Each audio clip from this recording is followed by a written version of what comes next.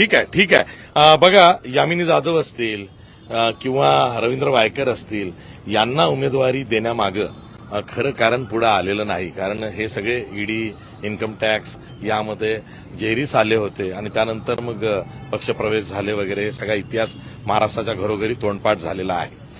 तुम्ही कशा पद्धतीनं बघता की शिवसेना विरुद्ध शिवसेना, एक पक्ष, सगळे सोबत होते पावणे 2 वर्षांपर्यंत आणि आता एकमेकांवर तुटून पडताय.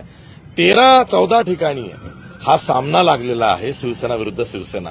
काय असं वाटतंय? हे बघा, ह्या महाराष्ट्राला लागलेला एक काळिमा आहे छत्रपतींपासून अनाजीपंतांचा.